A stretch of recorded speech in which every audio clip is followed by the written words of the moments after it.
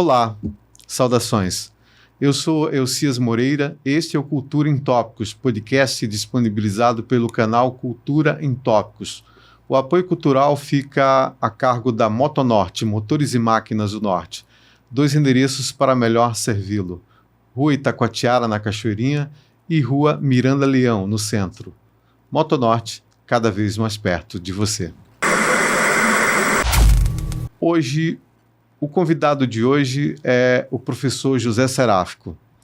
Nasceu em Belém, um estudante tipicamente de escola pública, cursou Direito pela Universidade Federal do Pará, veio para Manaus aos 24 anos de idade, foi professor da Universidade Federal do Amazonas na área de administração durante 30 anos.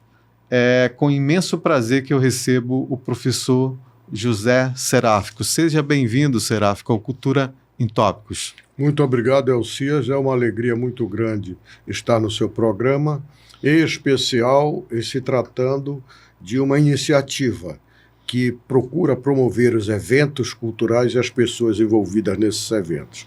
Porque sem cultura não há civilização, nem há sociedade. Seráfico, tem uma frase do Fernando Pessoa, que é o tema do programa Navegar é Preciso, e eu gostaria que você explicasse para o telespectador do Cultura em Tópicos o que você entende por essa frase: navegar é preciso, viver não é preciso, de Fernando Pessoa. Fernando Pessoa, como grande poeta que era, criativo por excelência, nos diz que, na verdade, a vida é um permanente navegar. Então, eu acho que é muito feliz a expressão dele e mais feliz ainda a escolha desse mote como o leitmotiv do seu programa e do seu esforço de prestigiar a cultura. Seráfico, você nasceu em Belém em 23 de abril de 1942. Qual o bairro que você morou em Belém e como era a tua infância? Eu nasci em Belém, no bairro do Marco.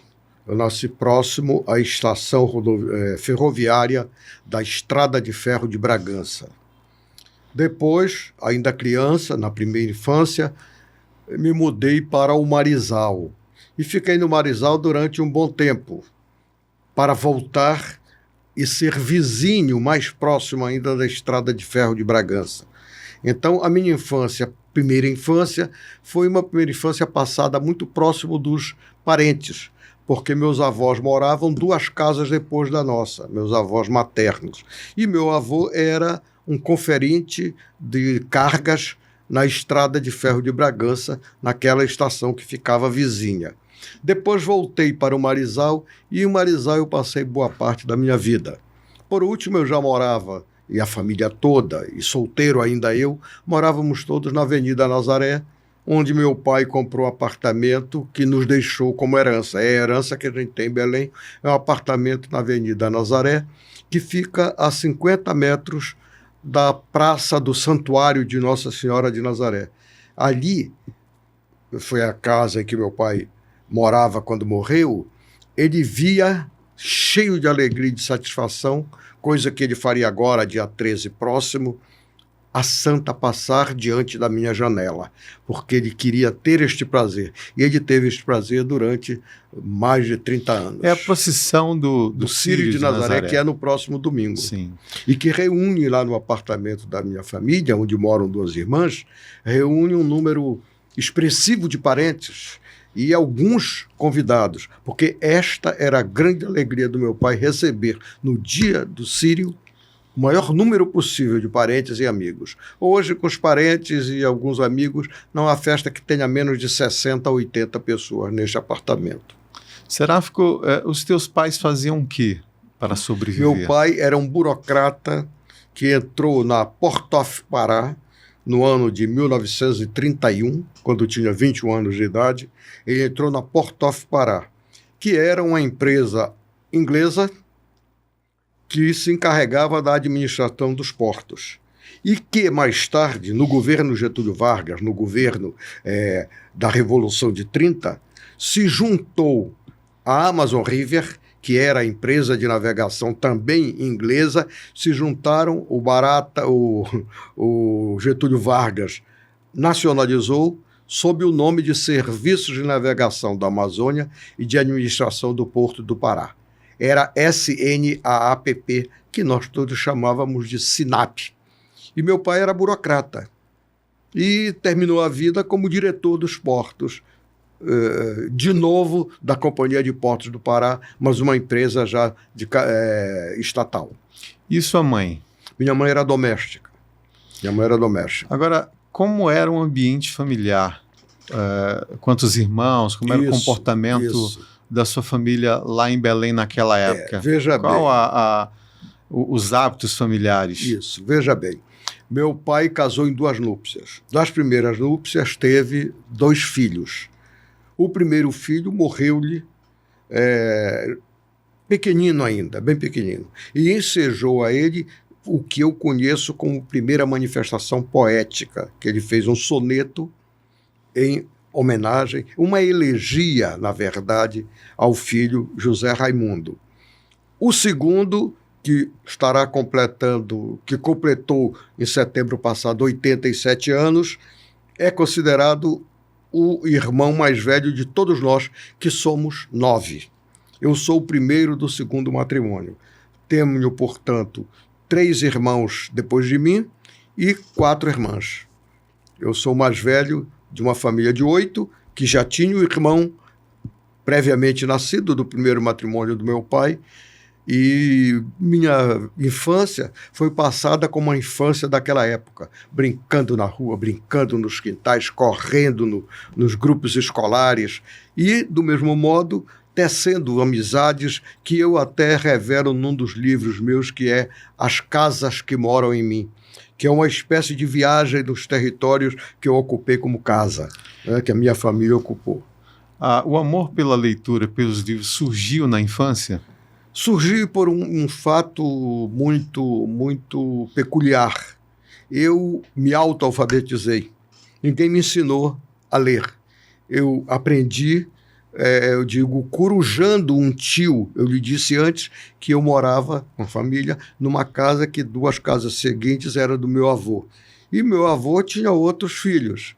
E 2 desses filhos ficavam na sala da casa lendo jornais. Um deles, que hoje está com 92 anos, o outro fez 100 em junho passado, lia os jornais, abria os jornais, e eu ficava atrás vendo as coisas todas e ia perguntando para ele. Ele acabou se transformando num professor, num antropólogo, professor, historiador, poeta, mora em São Paulo até hoje, esses 2, um de 92 e outro de 100 anos, mora em São Paulo, e eu ficava perguntando para eles. Até um dia, o que é isso? Que letra é essa? Isso quer dizer isso? O quê? Até o ponto que eles viram que eu estava lendo. E aí não custei a escrever também, porque aí uma tia que também morava lá e que lecionava no grupo escolar, me levava para a sala dela. Só que ela não me ensinava, eu não era matriculado nem nada. Mas eu assistia a aula dela todinha, daqui a pouco eu estava escrevendo. Então vem daí o meu apego à leitura e ao livro. Eu sou viciado em leitura. Na minha casa hoje tem café e tem almoço todo dia. Pode não ter jantar. Na minha casa hoje tem leitura e escrita todo dia, porque é o que eu faço. Seráfico, em algumas entrevistas que você deu, que você concedeu, você se auto-intitula um estranho no ninho. Por quê? Eu sou um estranho no ninho. Eu sempre disse, desde cedo, eu formei na minha cabeça a ideia de que seguir a corrente não é um bom negócio para quem é irrequieto, para quem é curioso, para quem gosta de aprender. Então, eu sou estranho no ninho porque eu, na primeira série do curso de Direito, entrei num jornal. Fui trabalhar em jornal. Já tinha uma experiência estudantil de direção de jornal, tudo isso. E fui trabalhar num jornal que promoveu uma revolução na editoração jornalística do Pará, o Jornal do Dia, de curta duração. Ele durou até, creio que, 61 a 65, talvez. Muito bem. Então, quando cheguei em Manaus, em primeiro lugar, estranho no ninho, porque eu, com 7 anos de idade, estava alfabetizado, já lia, já escrevia, e já lia bastante naquela época. Fui fazer um exame que se chamava de candidato estranho. O que era o candidato estranho? Mas o nome do exame era esse mesmo? Candidato estranho? Você é um candidato estranho. Por quê? Porque eu não tinha participado da rede pública como aluno. E quando chegou na idade que tinha que fazer o curso primário, tinha que me candidatar a alguma vaga que tivesse sobrado na escola pública. E eu fiz o exame para a escola pública, que era o Grupo Escolar Pinto Marques, em Belém do Pará. Fiz o concurso, passei. E a estimativa é que eu tinha condições de seguir a partir do 3º ano primário, porque as matérias e os conteúdos de 1º e 2º anos já estavam do meu conhecimento. Mas eu não tinha idade para entrar no 3º ano. Por quê? Porque eu era um candidato estranho que não estava escolarizado. Então, para me escolarizar, eu fui matriculado no 2º ano. Bom, mas no 2º ano, eu era o aluno mais novo da turma. E não podia fazer o 3º. Fiz o 2º ano, fiz o 3º e fiz o 4º. Aquela época, quando nós completávamos o 4º ano, nós recebíamos um certificado de curso elementar, curso primário elementar. Eu recebi o certificado. Mas se constatou que eu não ia fazer 11 anos antes de começarem as aulas. As aulas começavam em março, eu fazia 11 anos em abril. Então eu não podia me submeter ao exame de admissão para o ginásio. E o exame de admissão do ginásio era só para quem fosse fazer, quem tivesse 11 anos, quando as aulas começassem. Eu só ia fazer depois. Então eu tive que fazer o 5º ano, porque podia fazer a admissão, exame de admissão no 4º ano ou no 5º, concluídos o 4º ano ou concluído o 5º. Então, o que aconteceu? Eu tive que fazer 5º ano. Aí recebi um 2º certificado do curso primário complementar. Eu hoje tenho os dois, até hoje eu tenho os originais desses cursos. Muito bem. Depois entrei no ginásio. Na primeira série de ginásio, eu passei raspando. Na segunda série de ginásio, eu fiquei para a segunda época. Na terceira série de ginásio, eu fui reprovado. E aí foi reprovado por quê? Até aí eu sempre fui o aluno mais novo da turma, porque eu me meti com a turma de malandros que já tinha 16 anos, 19, e eles saíam para jogar sinuca no salão que tinha próximo ao ginásio, e eu ia também. Tu tinhas quantos anos nessa época? Eu tinha 13 anos, 13 anos de idade. Então, resultado, repeti o ano. Essa repetição de ano eu considero que, graças a ela, eu recebi a melhor lição da minha vida. Sem alterar a voz, sem dizer palavras duras, mas falando da realidade para mim, numa hora de almoço, meu pai e minha mãe, diante do meu boletim, me deram aquela lição de moral que todo adolescente precisava levar.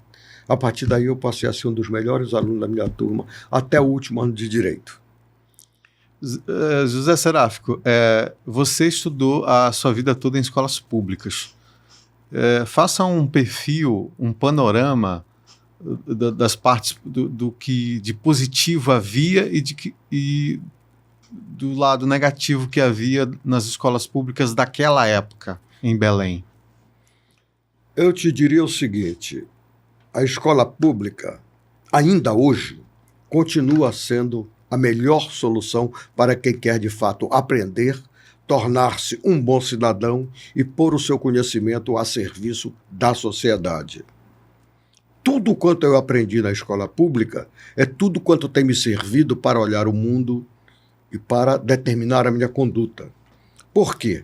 Porque o dinheiro ainda não tinha o peso que tem hoje. Hoje se medem as pessoas e os valores por valores monetários. Era muito menos assim. Mas eu compreendo que isso faz parte de toda a formação socioeconômica do país.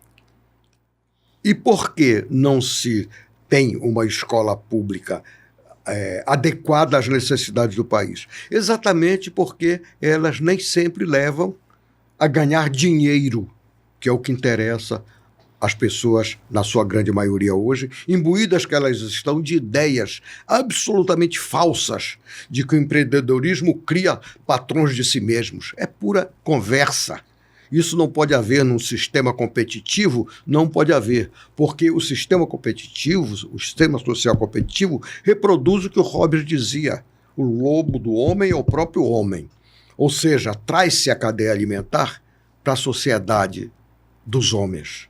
É a mesma coisa que impregna essa discussão entre mercado e Estado, mercado e sociedade, como se tudo no Estado, se tudo na sociedade devesse ser objeto de compra e venda. Se você fizesse uma comparação das escolas públicas que tu estudasse, acho que Paz de Carvalho e sei o que, Pinto, né?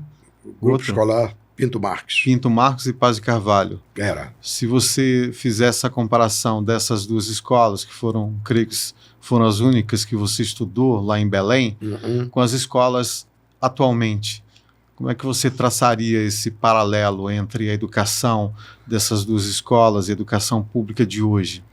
Você faz uma pergunta muito oportuna e que me permite contextualizar segundo a minha própria experiência. Meu pai, que não chegou a fazer um curso superior, deve ter terminado só o ginásio, tinha uma sabedoria e um conhecimento que hoje colocaria muito doutor no bolso. Por que razão? Porque ele era aberto para o mundo. Meu pai era um burocrata do serviço público, no entanto, era um homem cuja frequência era na casa de intelectuais, na casa de pessoas que liam, que discutiam. Ele era um poeta, um sonetista.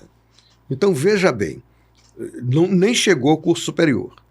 Agora, veja, você tinha uma escola que formava você, não era para ganhar dinheiro, formava você para mudar o mundo.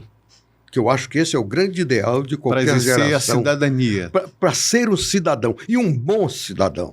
Porque não é só ser um cidadão, é ser um bom cidadão. É entender que ser cidadão é, sobretudo, ser solidário. Porque é na cidade que ele mora, mas moram os outros também. Não é? Então, em primeiro lugar, é essa comparação. Em segundo lugar, as tentativas de fazer da escola pública melhores, de cujo exemplo me recordo agora é a escola do Darcy Ribeiro, bombardeadas, como o método Paulo Freire, exatamente porque daria autonomia ao cidadão, criariam mais seres humanos do que mercadores. Porque, na verdade, veja bem, eu faço uma observação. A minha época, estudávamos na mesma escola, eu que chegava a pé e o filho do industrial que chegava de carro. Mas nós nem nos dávamos conta dessa diferença abissal entre um e outro. Primeiro, por causa da conduta dele mesmo, do jovem rico, que a riqueza para ele era um acidente, ele não tinha construído aquela riqueza, ele não tinha do que se orgulhar daquela riqueza. Ele estudava tanto quanto nós. Então, isso é uma primeira. Segunda, a escola hoje é discriminatória. Eu tenho exemplos, e aí já da escola superior. Da escola superior que surge, e tenho colegas que foram professores de escola superior e que eram privada e que eram muito conscientes do seu papel, que chegaram a me dizer: Seráfico, eu deixei. Rapaz, mas tu não ganhavas bem lá, tu me disseste que... mas eu deixei. Deixei porque um dia eu fui assistir uma cerimônia de colação de grau e um casal estava lá recebendo o diploma, mas esse casal não tinha passado pela minha disciplina, porque eu reprovei. E lá não me chamaram para fazer uma segunda época para ele, nem nada, e ele está recebendo, ele não fez nada. Foi depois saber, havia corrido dinheiro para comprar diploma. Então, isso tudo, eu dou pequenos exemplos, mas é para mostrar que esses são exemplos que se reproduzem cotidianamente na educação brasileira. Então, o que eu entendo, segundo a tua análise e conclusão, de que a diferença entre as escolas da tua época para as escolas de hoje é justamente que na tua época se formavam cidadãos. E hoje se formam pessoas que, objetivando ganhar, enriquecer, ganhar o vil metal, dinheiro, estão preparando as pessoas não para serem cidadãos, e sim para serem milionários. Existe esse paradigma pregado na sociedade, sim, pregado nas redes sociais, sim, de que todos têm que ser ricos. E as pessoas vivem numa busca desenfreada pelo enriquecimento. Exatamente. Não há essa preocupação em formar cidadãos, é isso? Exatamente. Não há. Há deformação. Veja bem, eu compreendo, acho que é até lógico, que num sistema em que o mercado se apoderou de todo o espaço social, porque eu digo o seguinte, há espaço para o mercado na sociedade, sim. Há coisas que têm que ser compradas e vendidas, não é? Eu não sou contra isso, tem que haver isso. Mas não pode o mercado ocupar todo o espaço social. Há outras relações que não são de compra e venda entre seres humanos. As relações humanas permitem uma ampla gama de natureza diferente. Quer dizer, aqui eu sou um religioso ou não sou, mas tenho a oportunidade de ser. Aqui eu sou um profissional da saúde, mas tenho a oportunidade de ser profissional de outra coisa. Tudo bem.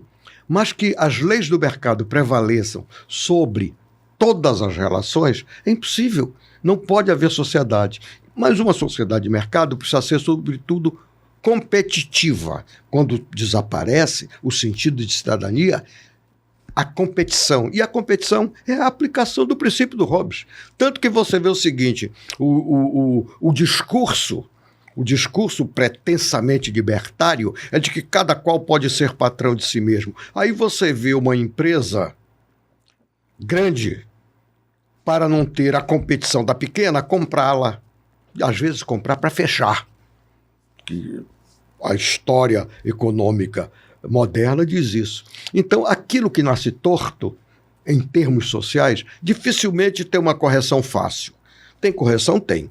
Por exemplo, eu não posso esperar de uma sociedade, não posso esperar sinceridade numa sociedade de mercado, quando o indivíduo diz que é uma corrupção, o juiz vender sentença, a mãe vender a filha para prostituição. Ora, bolas, compra e venda é o que se faz no mercado. Então, Seráfico, hoje nós vivemos uma invasão do capitalismo selvagem, que tudo pode se comprar.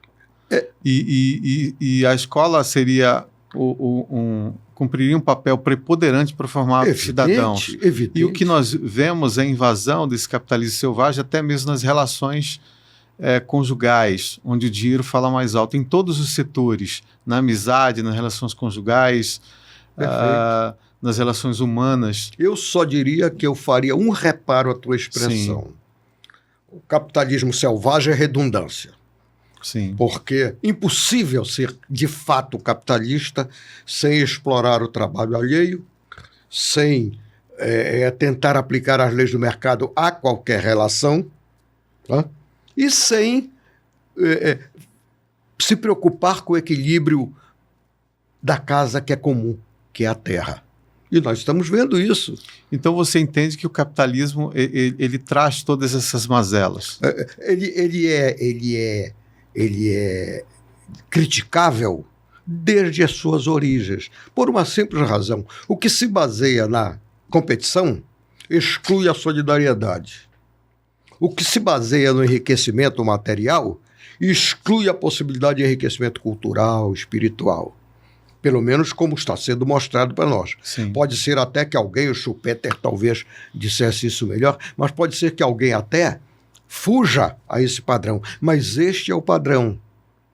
Quer dizer, primeiro, a competição, a concorrência, que quando vê um crescer um pouco, trata de derrubá-lo, porque... Mas, Seráfico, nós vemos países que praticam capitalismo e há desenvolvimento cultural, intelectual, escolas que formam cidadãos, no caso, Noruega, a própria China, o Japão, que são países capitalistas, e mesmo assim há uma preocupação com a formação do cidadão em escolas que formam realmente pessoas para viver em sociedade. Como é que você explicaria nesse caso? Olha, eu acho que exatamente olhando para o mundo, aqui a gente vê que isso é apenas um discurso. Porque eu sei que a China, por exemplo, que eu não reputo um país comunista, pelo contrário, a China é um capitalismo de Estado. A China é um capitalismo de Estado hoje. E é um capitalismo de Estado para satisfação dos próprios capitalistas que não são de Estado. Sim. Porque eles lá, tanto que os Estados Unidos transferiram muitos dos seus negócios para a China, né? As suas sedes estão na China. Em segundo lugar, a Noruega, que você dá exemplo, já foi muito melhor, porque até a tentativa de fazer uma mesclagem entre capitalismo e socialismo, pelo fracasso de ambos, de capitalismo e de socialismo, se tentou a social-democracia. E a social-democracia, você está vendo hoje que até a Noruega passa por problemas, dentre os quais os serial killers, que são, no meu entendimento, um produto típico dos Estados Unidos da América do Norte. Mas aí nós caímos numa cilada, porque esses países têm um índice de analfabetismo zerado. Sim, mas o analfabetismo colocado a serviço de quê? A alfabetização colocada a serviço de quê? Não diminuiu a acumulação, não melhorou o índice de Gini em países que são considerados países desenvolvidos. Inclusive, em recente leitura que fiz, a Noruega é um dos países melhores para se viver no mundo. Sim. E até as cadeias lá, existe os presos recebem formação intelectual, conforto, livros, porque as cadeias, estudam, né? As nesses cadeias países foram criadas... que é considerado um país capitalista. Pois é, mas lá já vigeu a social-democracia, como vigeu em muitos países da Europa, e que foi se estiolando à medida do avanço do capitalismo. Então, eu não vejo, por exemplo, hoje já não tenho ilusões com relação ao comunismo como a União Soviética tentou vender para a gente. E vendeu durante muito tempo. Mas também... E a própria Rússia é um país capitalista, A própria Rússia. E você vê que toda vez que China... A China, eu acabei de dizer, a China é um capitalismo de Estado. Só isso. Agora, e a Rússia, você vem bem a pelo me dizer... Quando é que nós soubemos que havia máfia na Rússia? Quando a Rússia se tornou capitalista. Quer dizer, era alguma coisa que estava ali, formando as elites que acabaram com a virada da Glasnost, né? Acabaram colocando o Yeltsin, que foi o primeiro grande palhaço a presidir uma república. Né? Foi o Yeltsin, Boris Yeltsin. E então, o que é que você vê? Ele era alcoólatra, tá? Era o alcoólatra, que parece que nesse mundo que a gente vive, parece que é um mérito ser alcoólatra, gostar de uísque, gostar de... Não que eu não goste, eu não posso mais beber o meu uísquezinho nem meu gin.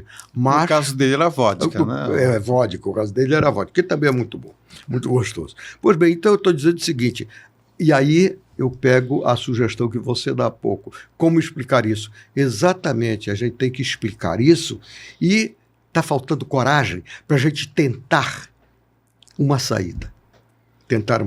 Eu acho que não é nada confortável nós olharmos para o mundo e ver a Amazônia, por exemplo, caminhando no sentido do deserto, se desertificando. E por quê? Todos nós sabemos. Por que os rios estão poluídos? São interesses econômicos. Interesses econômicos que respondem a uma lógica que é essa lógica da acumulação. E o pior, da desigualdade. O mundo continua crescendo em desigualdade.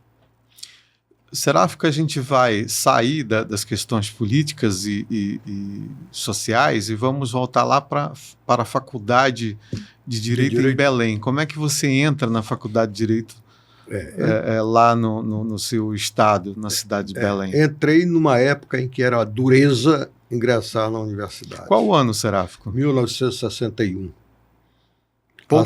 Acho que 3 anos do golpe militar, de 64. Sim. 3 anos antes. Eu entrei em 1961. Em agosto de 61, o Jânio Quadros renunciou e eu, pela primeira vez, ingressei no movimento político universitário. Eu já participava do movimento político secundarista, como a gente chamava lá no Pará, e eu entrei, então, no movimento político universitário. E lá fiz todo um aprendizado jurídico e político. jurídico e político. Primeiro, porque havia muita abertura para a discussão dos temas. Professores que tinham sido governador do Estado, que depois foram governador do Estado, professores que ocupavam postos de relevância, permitiam ampla liberdade na discussão. E isso me aumentou, primeiro, o desejo de ser um bom advogado e ser também um político. Mas veio 64, com aquela tragédia desumana que aconteceu no país, e os meus caminhos foram cortados. E, em grande medida, eu vim para Manaus, que vim para passar 15 dias, e não voltei logo depois dos 15 dias. Seráfico ainda era Faculdade de Ciências Jurídicas e Sociais na tua época? Não, ou já era Faculdade de Direito? Já era Faculdade de Direito. Mas nós tínhamos matérias que hoje são conteúdo de outros cursos. Por exemplo, nós tínhamos Direito Romano. No primeiro ano, Direito Romano. Nós tínhamos, eu estou lhe dizendo só as que não são tipicamente do direito. Direito Romano, que tem muito a ver com a língua, com a história. Tínhamos Economia Política, que esta sim é o núcleo central da economia, tal como ela foi concebida nos seus fundamentos. Terceiro, nós tínhamos Direito Internacional Privado, que havia muito do que aprendem hoje os diplomatas. Nós tínhamos uma que é típica também, e todas as outras áreas do direito. Mas se aprendia nas escolas doutrina, jurisprudência, se aprendia muita doutrina, se estudava as escolas, a escola da interpretação jurídica, do Savigny, por exemplo, e outras escolas. Então se aprendia essas coisas. Hoje, os cursos, que me perdoem meus colegas mais jovens, estão restritos à análise da lei. Ora, a lei é só uma das fontes de direito, há muitas outras fontes de direito, inclusive os costumes da praça, que constituem parte do direito comercial. Quantos anos era o curso de Direito na época? 5 anos. 5 anos. Porque antes eram 3 anos, né? Não. Na década de 20, 30, chegou a ser 3 anos. Eu não sabia. Eram 5 anos, porque foram 5 anos. Esses dois tios que eu lhe falei, um se formou em 48, outro em 58, e todos tiveram 5 anos. Na década de 30, aqui em Manaus, eram 3 anos o curso de Direito. Eram 5 anos lá, pelo menos desde 48. Mas, enfim, você chegou a advogar em Belém? Sim, não só em Belém, advoguei em Belém, advoguei em Goiás, advoguei no Maranhão. Em rápido resumo, como é que foi tua vida de advogado nessas cidades aí? Pois é, você talvez não acredite, porque parece quase inacreditável. Eu participava de um escritório, eu e mais 4 colegas. Eu era o mais novo deles. Eu participava deste escritório desde o 4º ano de faculdade. Por quê? Por uma razão muito simples.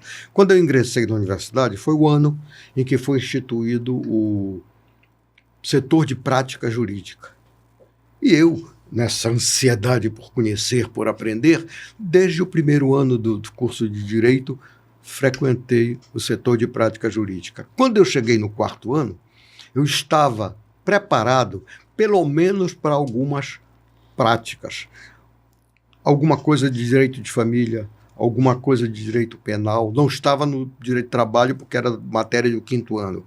Algumas coisas de direito civil. Então, os colegas, que eram 4 colegas, um deles rico, tinha negócios e que era amigo de todo dia. Eu, embora um ano atrasado em relação a eles, participava das brincadeiras, das farras de fim de semana com esse grupo. E resolveram me convidar para ir para o escritório deles. Então, o nosso escritório, depois, quando eu saí de Belém, era um dos escritórios que os professores já usavam, os nossos ex-professores, meus e deles, já usavam para mandar aquelas causas que eles achavam menos relevantes. Então, nosso escritório estava abarrotado de serviço por conta do prestígio que ia ganhando com os professores. E vim para cá. E vim para cá para passar 15 dias. E quando quis voltar, a família disse, não, volta agora, porque estão prendendo todos os teus amigos e teu nome está na lista dos que vão presos. Seráfico, como é que foram essas incursões em cidades circunvizinhas ou outras cidades na advocacia próxima a Belém? Como é que foram os convites? Muito boa. Muito boas, e sobretudo porque nos ensinaram muita coisa sobre o interior do Brasil. Uma das causas foi em Porto Nacional, que envolvia um frigorífico para o qual nós advogávamos e o gerente desse frigorífico na cidade de Porto Nacional, que lá havia uma charqueada, que eles chamavam, que era uma fazenda onde havia abate de gado. Então, foi muito bom. Por quê? Porque nos permitiu não só o trato com a área jurídica e a área judiciária de lá, quanto também nós fazermos uma ou outra incursão em outras cidades vizinhas, como Cristalândia, Cristalina, Pedro Afonso. Então foram cidades que eu conheci graças ao exercício profissional. Você entrou com quantos anos e formou com quantos anos? Entrei com 18 anos, 19 anos incompletos. Sim. Eu completava em abril, entrei em março e saí com 23 anos. Eu estou conversando com José Seráfico, professor, advogado e jornalista. Esse é Cultura em Tópicos, edição 3, com o lema Navegar é Preciso. Vamos para um rápido intervalo, daqui a pouco nós voltamos com as narrativas em imagens e mais, professor José Seráfico.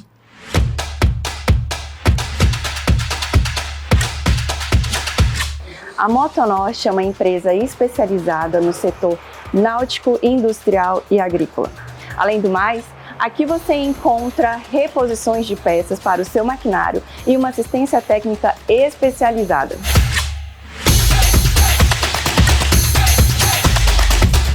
Trabalhamos com os melhores produtos do mercado, como MWM, Stihl, Yamaha, Honda e mais de 500 fornecedores disponíveis para você.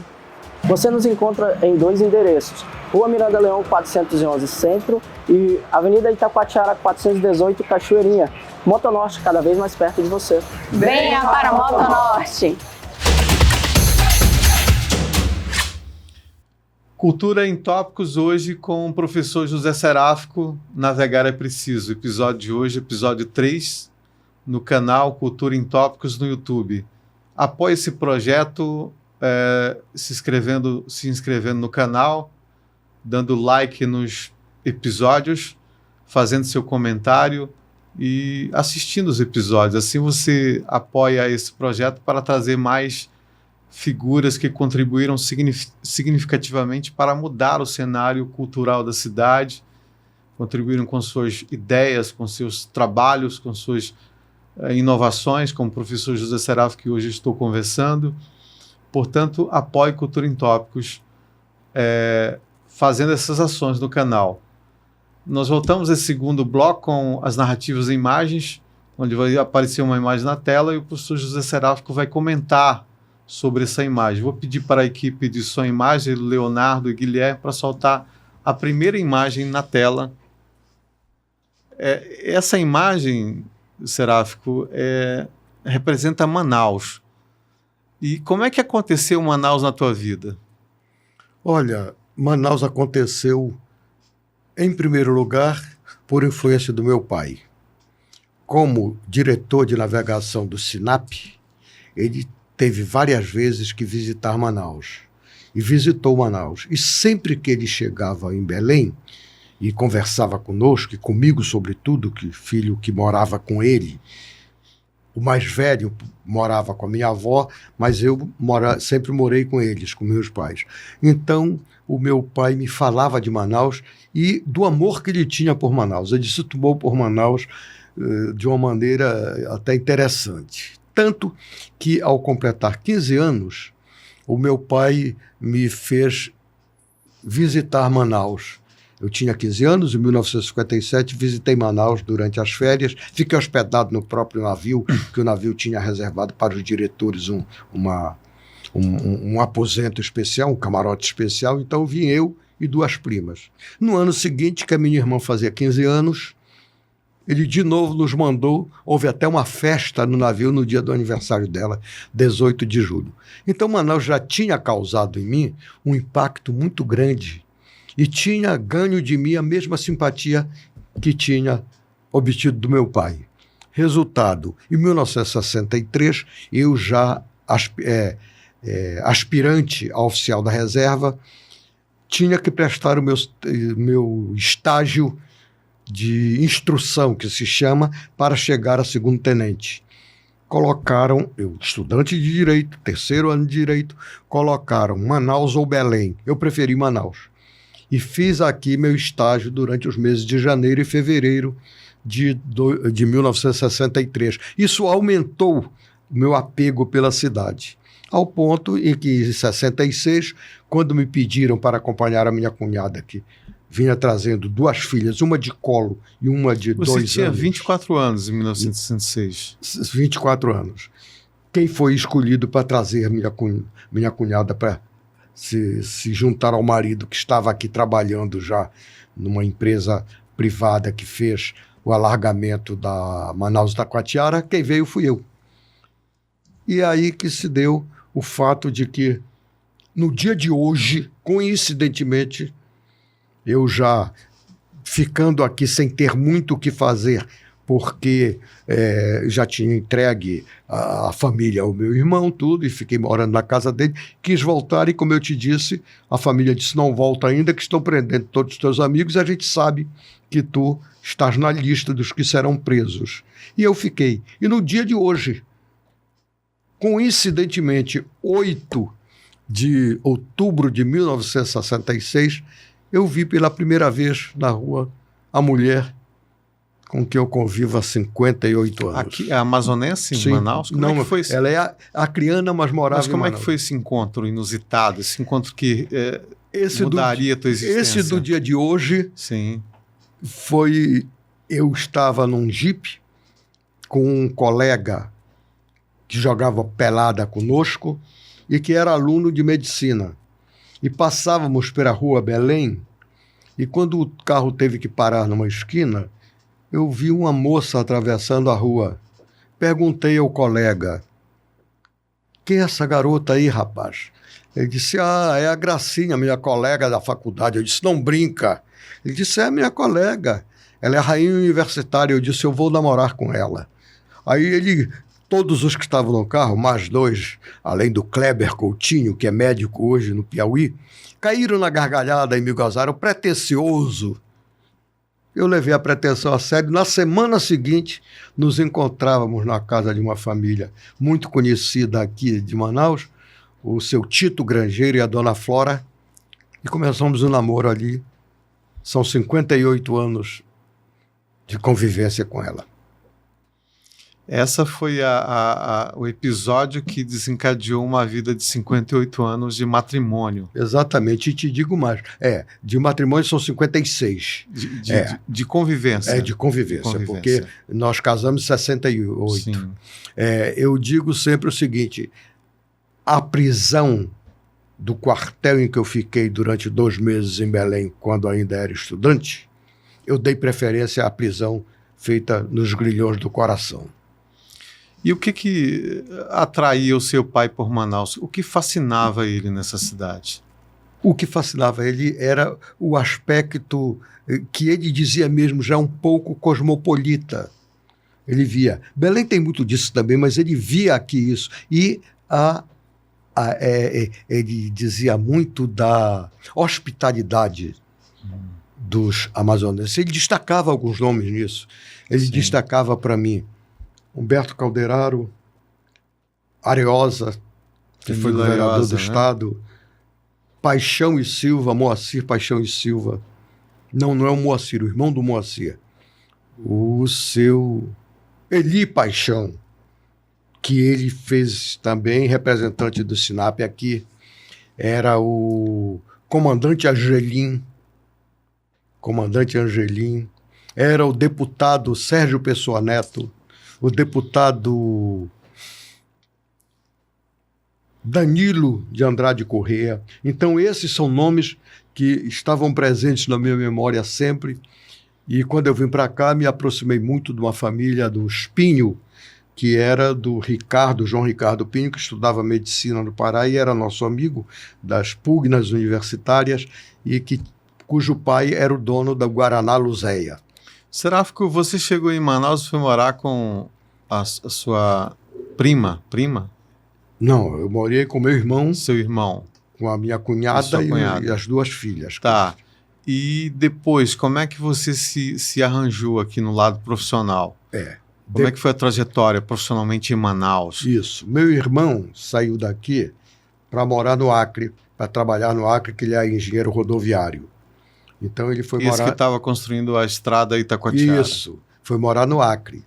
Ele foi morar no Acre, trabalhar lá no departamento de estradas de rodagem. E eu fui morar numa república com colegas. Éramos 4 colegas que morávamos numa república aqui na Rua Carvalho Leal. Sim.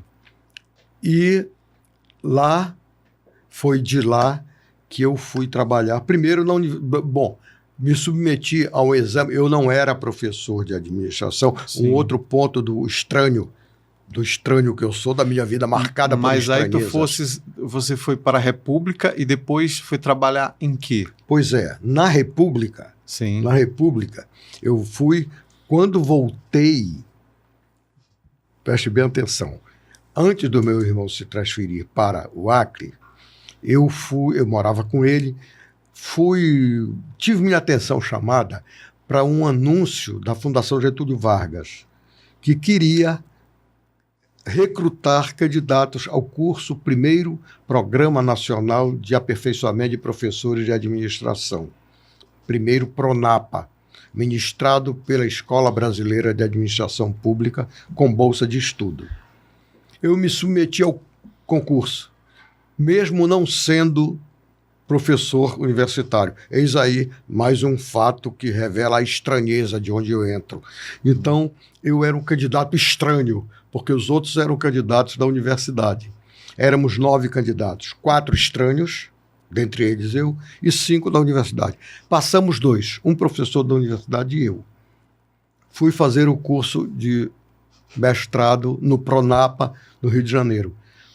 Foi uma prova de títulos ou uma prova escrita? Uma prova escrita, uma prova de entrevista. Sim. Entrevista escrita. Lembrando que você já era advogado, né? Eu era advogado. Estava até meditando aqui, porque eu fui advogado da empresa do Jacó Sabá. Sim.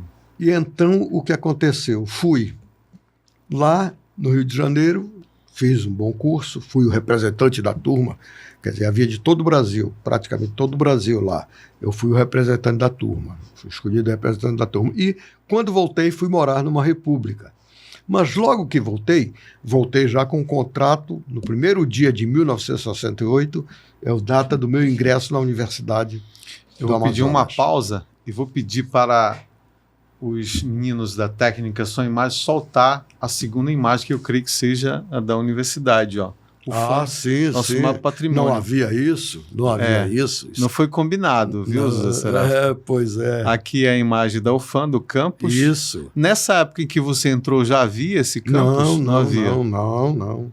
Nós dávamos aula ali onde foi o Detran, na José Paranaguá, esquina Sim. da Floriano Peixoto, né? Sim. Floriano Peixoto, com a José Paranaguá, e depois migramos um bocado. Demos aula ali, eu dei aula na escola ali do Ramazotti, eu dei aula numa sala que tem em cima lá do São Sebastião, do prédio dos Frades, enfim, depois Monsenhor Coutinho, e voltamos já como FES, Faculdade de Estudos Sociais, da qual eu fui diretor, lá onde hoje é a UEA, que é onde era o Seminário São José, na esquina da Ramos Ferreira com a Major Gabriel. Ramos Ferreira? Ramos Ferreira não. Ramos Ferreira são os fundos. Sim. Não, Major Gabriel são os fundos. Sim. É a Emílio Moreira. Mas funciona a UFAM lá? Hoje é UEA. UEA. Hoje é UEA. É aquela faculdade de turismo hoje ou não?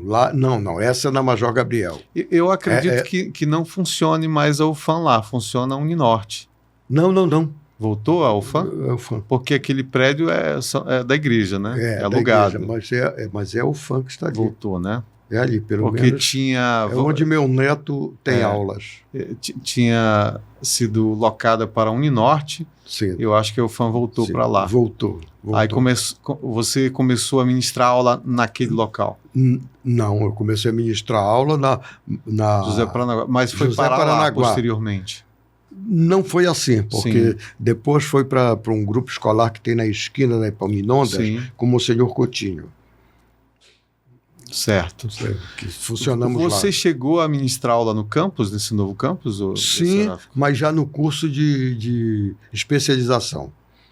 Porque eu deixei a faculdade, deixei a universidade em 95. Sim. Em 95 eu deixei o curso de graduação. Mas aí continuei uns 3 ou 4 anos como professor do curso de pós-graduação. E aí já tinha aulas no campus. E como é que foi a tua experiência como docente da Universidade Federal? O que você poderia partilhar com os telespectadores? Essa experiência, olha, o que agregou na tua vida? Eu diria tudo. Eu diria tudo, porque eu nunca me imaginei um professor. A minha experiência de professor antes tinha sido ministrar cursinho para alunos que queriam fazer exame de admissão.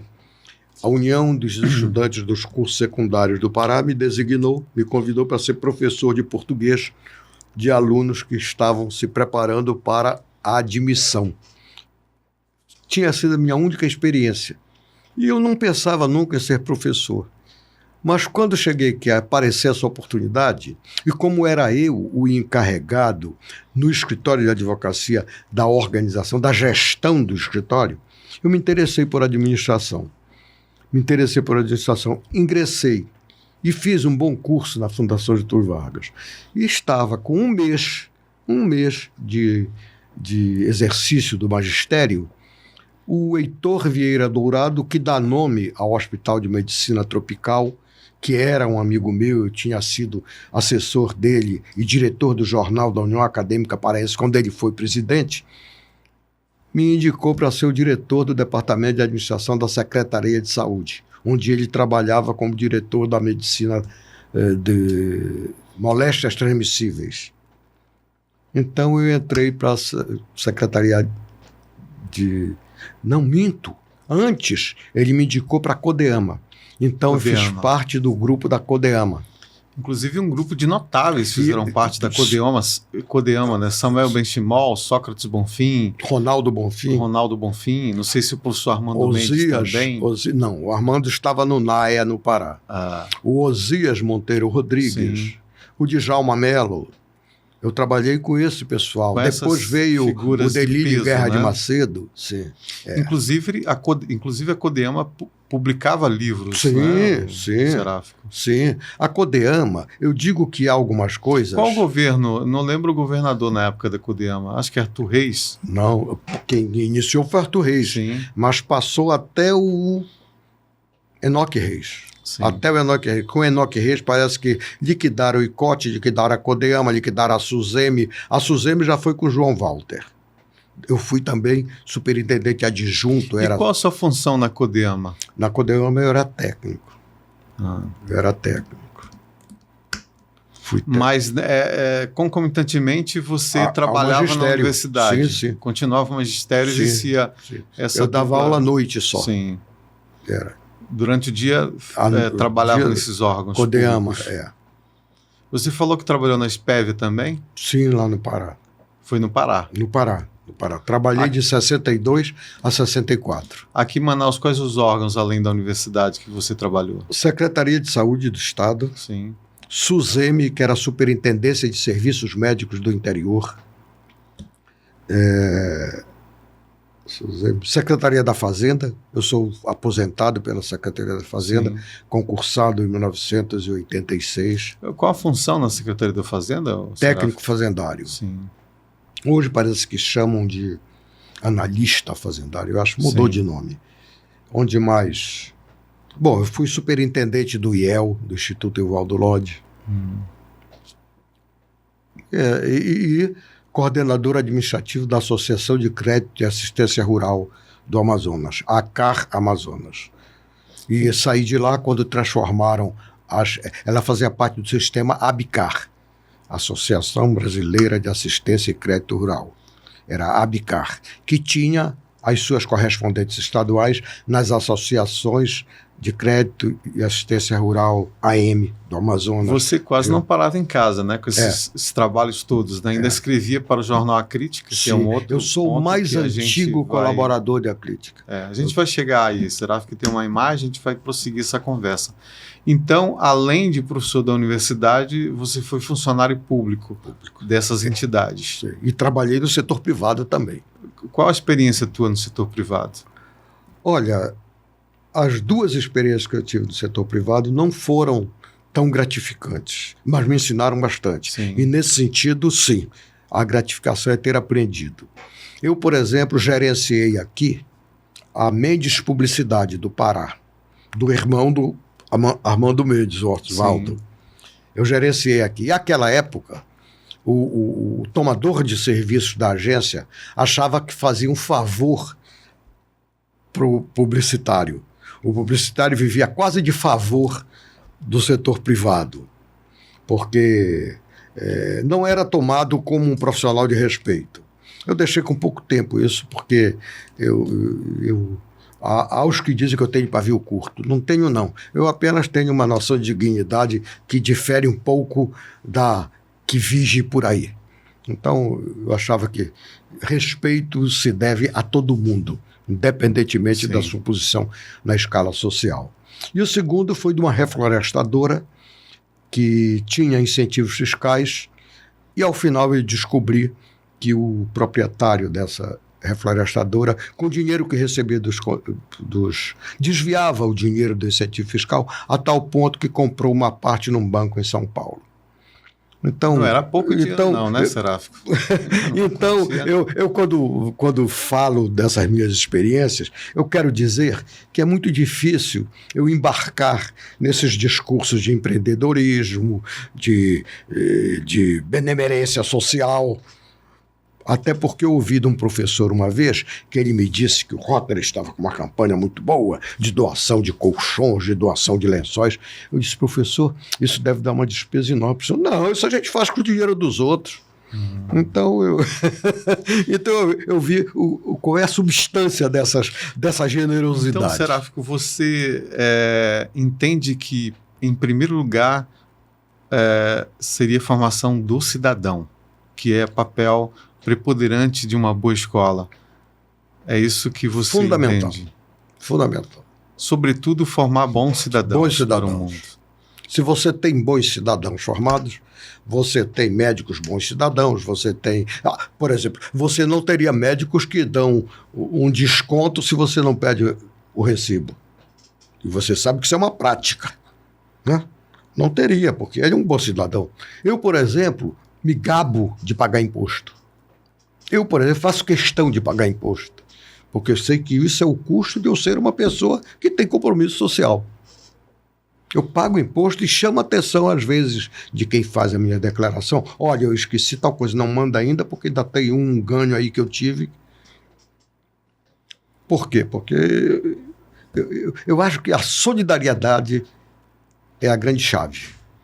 Quer dizer... Eu estou conversando com o José Seráfico nessa aula de Magna, uma aula fantástica que o telespectador do Cultura em Tópico está assimilando essa aula e, sem dúvida nenhuma, acrescenta valores, conhecimento, uma boa informação. O Cultura em Tópico faz parte de poucos programas aqui na nossa cidade que ocupam espaço para trazer pessoas de peso, pessoas que têm ideia formada, pessoas que têm exemplo de vida, tanto na cultura, na intelectualidade, na formação de bons cidadãos. E o professor José Seráfico formou bons cidadãos em todos os lugares em que esteve, trazendo a sua personalidade, a sua ética, a sua consciência social. Vamos soltar mais uma imagem na tela? Humberto Calderaro Filho. A gente fala de Humberto Calderaro, lembro também de A Crítica. Como é que foi tua experiência como articulista do jornal A Crítica? Eu estava um dia almoçando e fui chamado à porta para atender uma pessoa por quem eu tinha enorme respeito, que era meu colega professor na universidade, chamado José Jefferson Carpinteiro Pérez. E o Jefferson, então, foi curto e objetivo. Seráfico, Calderaro me chamou para ser editorialista do jornal. Mas eu não posso, eu tenho muitas obrigações, sou secretário do Tribunal de Justiça do Estado, sou professor, como tu sabes. À época ele não era ainda diretor financeiro da Siderama. Sim. Mas eu queria saber se ele perguntou se eu podia indicar alguém. E a pessoa que me ocorreu foste tu. Tu topas? Eu digo, olha, posso conversar com ele, vamos lá. E o Calderaro funcionou aqui como se eu fosse um afilhado dele. Porque pouca gente eu vi tão generosa, tão tolerante e tão solidária quanto o Calderaro. E por isso eu sou, ainda hoje, com orgulho, o mais antigo colaborador do jornal A Crítica, vivo e dizendo e falando das coisas. Eu escrevi, quando ele morreu, um artigo chamado Tudo bem, irmão? Que era a pergunta que ele fazia sempre que a gente ligava para ele. Ele já atendia assim, tudo bem, irmão? E era um irmão, realmente. Então, e o meu pai já falava do Calderaro também. E ele me tomou... eu e Fábio Lucena, eu costumo dizer, teríamos sido os dois grandes afilhados do Calderaro. Que ele passava a mão para digamos assim, para prestigiar. Lá na redação da Crítica, eu aprendi muita coisa graças ao fato de que todas as vezes que chegava um figurão, por exemplo, chegou aí o Maurílio Ferreira Lima, que era à época ministro não sei de quê, o Calderaro ligava para a redação, Seráfico está aí? Manda ele subir aqui. Aí ia lá para conversar e dizia, fica conversando aí com fulano. E eu aprendendo com essa gente. Uma das figuras mais emblemáticas com quem eu conversei foi o deputado Celso Brant, de São Paulo, de Minas Gerais, quando ele veio a Manaus, ele que era um grande defensor das causas nacionalistas. E ele me deu uma lição na hora, porque ele era professor também na Universidade Federal de Minas. Então, uma vez ele pediu para eu ir conversar, chamou-me para subir para conversar com Carvalho Leal, Deoclides Carvalho Leal, que era o governador em exercício naquela época. E o doutor Deoclides disse uma coisa para mim que me marcou profundamente. Moço, não espere nada dos políticos. Os políticos usam as pessoas enquanto elas lhes servem.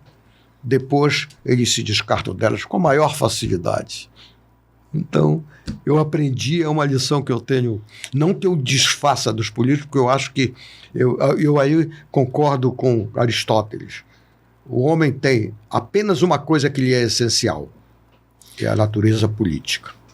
Mas Seráfico, o jornalismo não surge na Crítica, surge muito antes lá em Belém. Muito antes. Como é que surgiu na sua vida o jornalismo em Belém? Aos 12 anos de idade. Aos 12 anos de idade, associado a um amazonense, que se estiver me ouvindo, eu peço que me procure, porque eu quero encontrá-lo, que se chama Wagner de Andrade Figueira, filho do comandante Cristóvão Figueira, que era dos quadros do SINAP. Era, portanto, um colega do meu pai. Eu e Wagner frequentávamos a segunda série ginasial da segunda turma do Colégio Estadual Paz de Carvalho. E inventamos de fazer um jornalzinho que era o seguinte, era uma folha de papel ao maço, que era dobrável, né? Então eram 4 páginas de jornal. Ele diagramava e eu redigia as matérias à mão.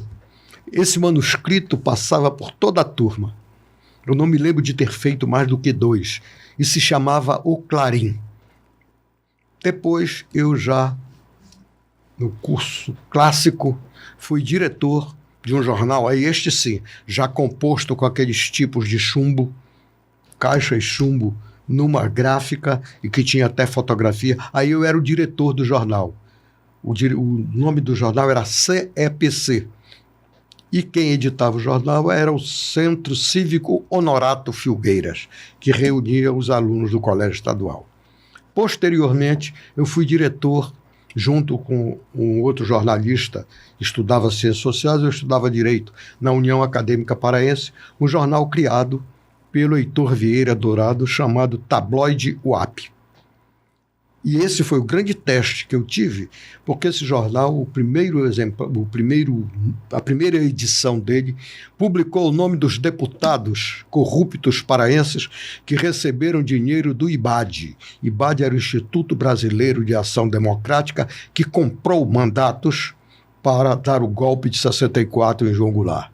Então nós publicamos na primeira página o nome do deputado, o valor recebido, cópia do cheque, número do cheque, banco contra os quais havia sido emitido o cheque, tudo isso. Foi um escândalo na Assembleia Legislativa do Pará. Você imagina nós, garotos de 19 anos,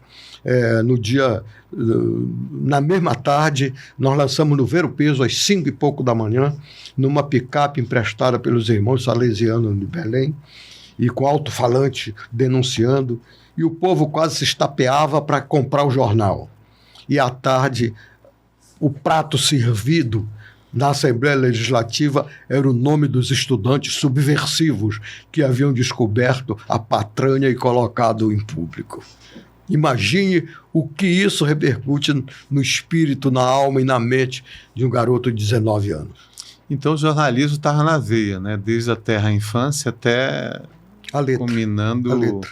As letras, né? Até na crítica articulista durante todo esse tempo. Mas qual a grande lição significativa deixada em tua vida, assimilada, que Humberto Calderaro legou para ti, como cidadão, como pessoa? Primeiro, a generosidade. Eu sou testemunha da quase romaria que havia às sextas-feiras no gabinete do Humberto, e ele abria uma gaveta que ele tinha do lado esquerdo do birô para tirar um envelope e entregar para a pessoa que ia lá. Aí ele brincava e dizia, está aqui o teu cala-boca. Era uma grana que ele dava para ajudar. E isso não eram pessoas muito ligadas a ele, às vezes, não. Eram pessoas ligadas à família dele, e a pessoas que estavam precisando de uma ajuda. Nunca vi ninguém mais solidário. E, segundo lugar, é uma lição tirada no Jornal do Dia, em Belém. O jornal era um jornal afilado com as teses do João Goulart. Reformas de base, uma sociedade mais justa, prestígio do trabalhador, tudo isso. E eu era, primeiro, repórter. Eu era repórter que cobria o Palácio do Governo Estadual.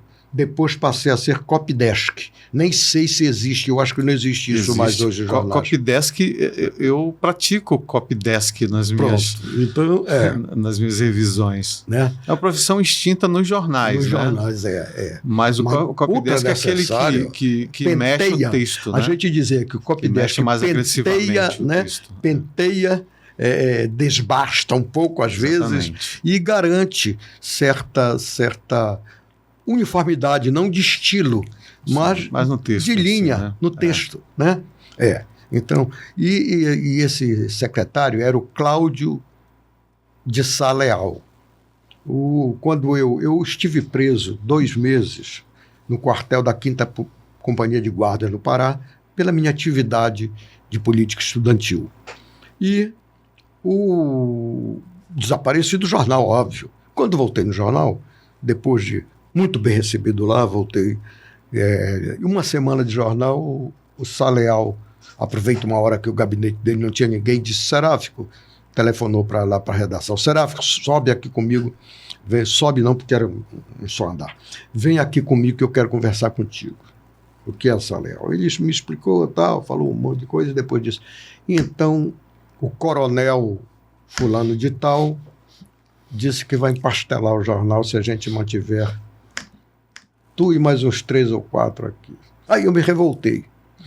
Mas, Sá Leal, tudo que eu escrevi aqui foi com patrocínio da direção do jornal. O dono do jornal é deputado do PTB ligado ao Jango. A linha do jornal sempre foi defesa de reforma de base. Agora, ele ficou tranquilo, não disse nada, fumando, só vivia com cigarro na mão e na boca, fumando. Quando eu terminei, ele disse, um momentinho, tu estás coberto de razão, tu tens muita razão pelo pela tua indignação com isso, tudo isso, mas vem cá. Me pegou pelo braço, me levou para o mezanino que tinha, embaixo do mezanino era a oficina. Aí ele disse: Seráfico, tu estás no 4º ano de Direito. Ano que vem tu és advogado. Tu tens uma família de classe média. Teu pai não é um desempregado. Tu preferes que tu fiques aqui, eu finque o pé para tu ficares, e o jornal é empastelado, para ti não vai ter um grande problema. Mas para esses que estão aí embaixo, o problema é grande.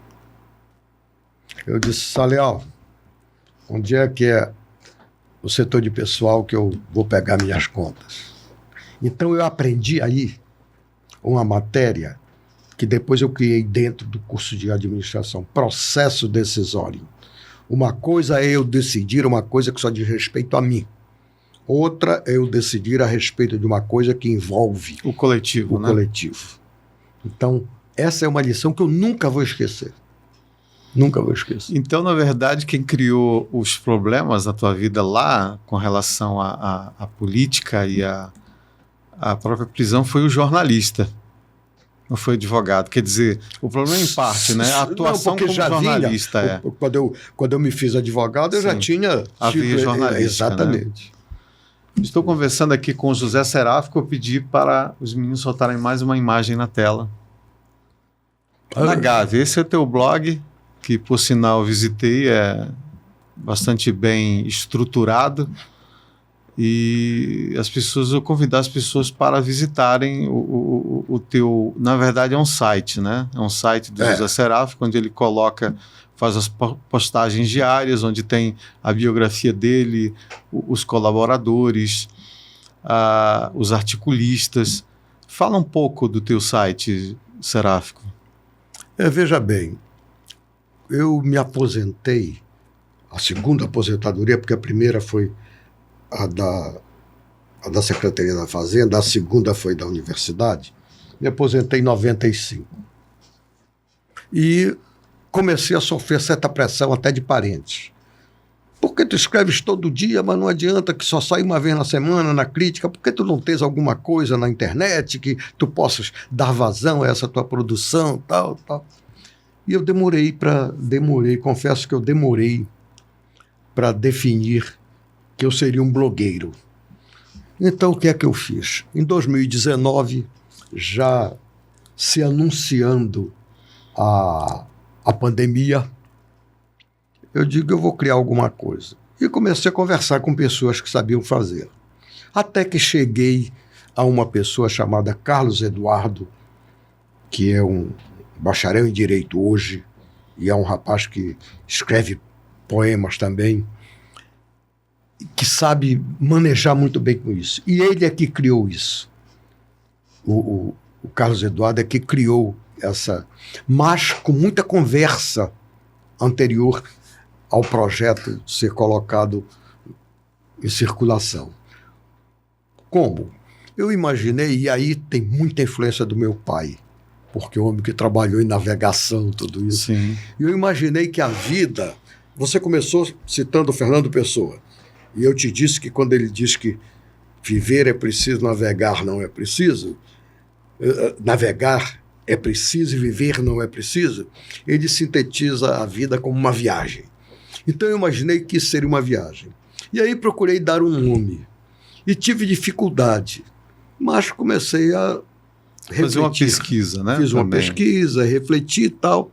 E digo, olha, seria de bom tamanho eu dizer alguma coisa que é desafiador e que me coloca numa posição de observador do mundo. Eu vou te pedir licença e vou pedir para soltar a imagem que tem a ver com a última imagem. Ó. Pronto. Esse é o observador que está lá no teu site, né? Exatamente. Tá o logo da Gávea. Isso. E tá essa imagem também ao lado, isso. Lá na primeira página. E é justamente isso que o Seráfico vai falar agora sobre essa imagem. É sobre isso. Sim. É sobre isso exatamente. Então, eu imaginei que não quero perder um só dia da minha vida que não seja em defesa de uma sociedade justa. Eu sei que eu não vou alcançá-la, mas se elas forem encaminhadas nesse sentido, já está muito bom para mim. Então, o que eu faço? Nós precisamos ter terra. E quando eu digo terra, eu quero dizer segurança, eu quero dizer igualdade, eu quero dizer estarmos todos considerados realmente iguais. Seres iguais, porque nós nascemos iguais. Então, de onde é que o homem que viaja enxerga a terra e diz terra à vista?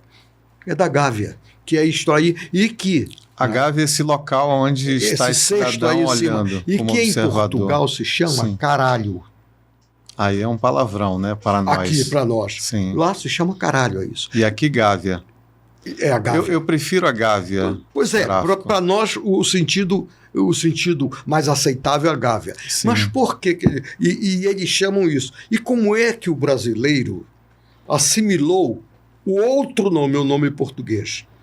Quando ele quer mandar alguém para longe, ou quando ele quer dizer que alguma coisa é longe, diz que é lá na casa do caralho. Aí tem a ver etimologia, né? Olha só. Que é lá em cima. E para que servia Sim. isso? Não era para o cara enxergar a terra. Ele enxergava. Sim. Mas era, entre outras coisas, para mandar os marujos que se tinham comportado indisciplinadamente de castigo. Lá em cima. Ficavam lá em cima. Ficavam amarrados, soltos? Não, ficavam aí sem comida. Ah. Então, isso aí era uma espécie Então, há de dois mini sentidos, prisão. né? Um sentido de prisão, um sentido para avistar a terra. As duas funções. Entendeu? Sim. Então, era isso. E eu procuro, tanto que você vê, cada página desse meu blog tem a ver com barco. Eu percebo. Tem os nomes também que são Tem ligados a... A minha biografia está Sim. lá, o Nauta. Sim. Não é? Tem o diário de bordo, que me traz essas várias páginas, das quais a camarote é a minha opinião pessoal. Sim. Na onda são notícias atuais, às vezes o anúncio do livro, às vezes o anúncio do programa. Né?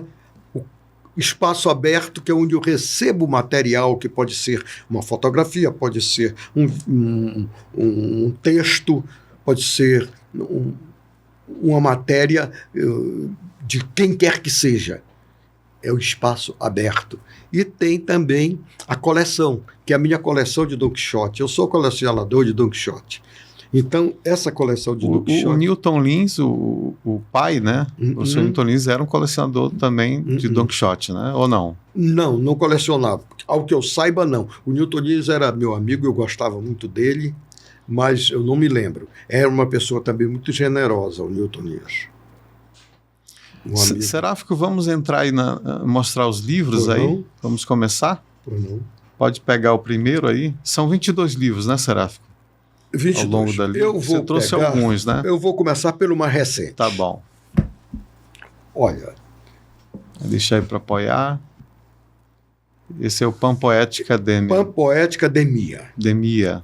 Esse livro reúne os poemas que eu produzi durante a pandemia e tenta reproduzir o contexto em que nós nos situamos durante esse período. Esse foi lançado agora dia 30 de setembro. Esse foi lançado dia 30 na Fiocruz, Sim. no Instituto Leonardo Maria Dini da Fiocruz Amazonas, em uma homenagem aos 30 anos desse instituto respeitável da ciência brasileira, cujo infectologista Marcos Vinícius Guimarães Lacerda fez o prefácio. Sim. Então, e Seráfico, onde o telespectador pode encontrar para na venda? Livraria Nacional, por enquanto. Sim. E dentro de mais alguns dias eu espero que esteja na Banca do Largo. Sim. E no Casarão de Ideias, na livraria do Casarão de Ideias. Vamos ao próximo livro, Seráfico?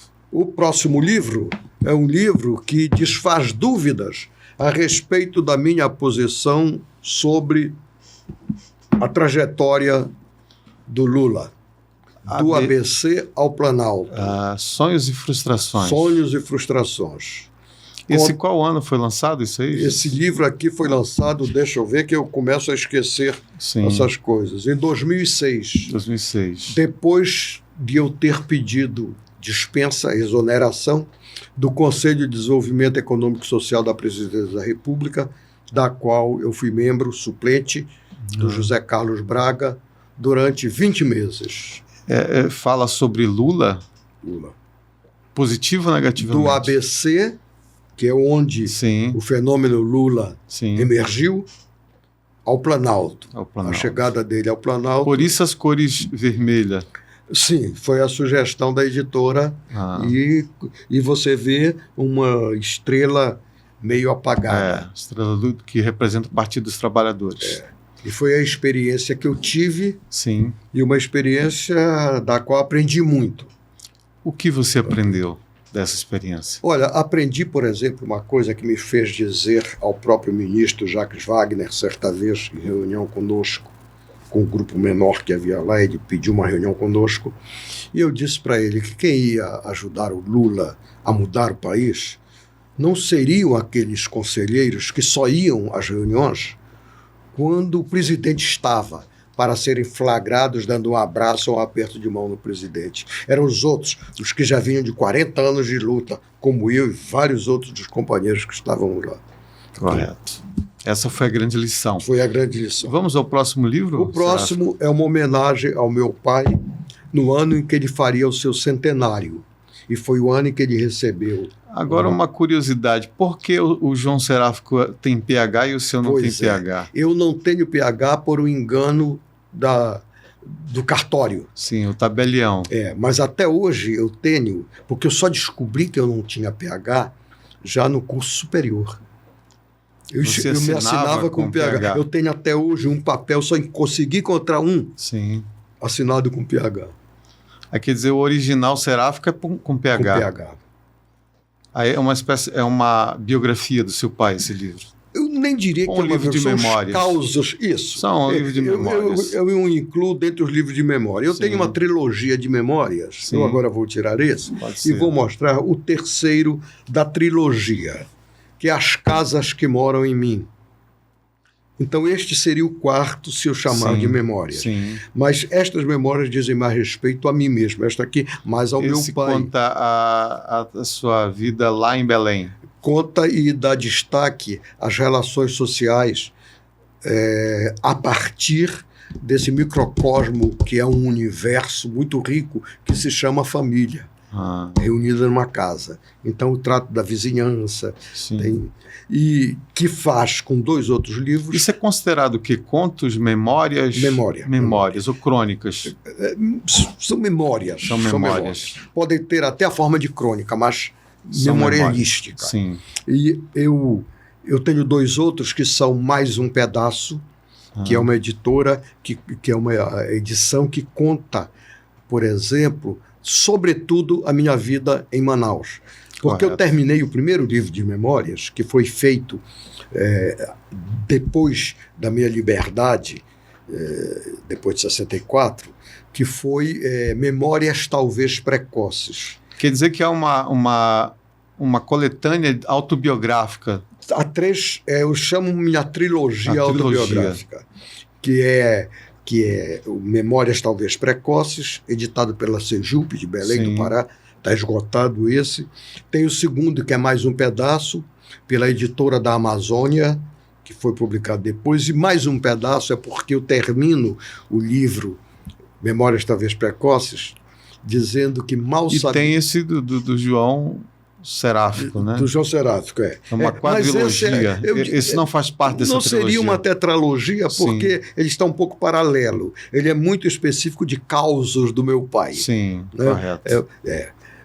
E o Mais um Pedaço é porque eu terminei o Memórias Talvez Precoces dizendo que mal eu sabia que ao descer no aeroporto de Ponta Pelada no dia 13 de agosto de 1966, numa tarde ensolarada, eu estaria dividindo a minha vida em 2 pedaços.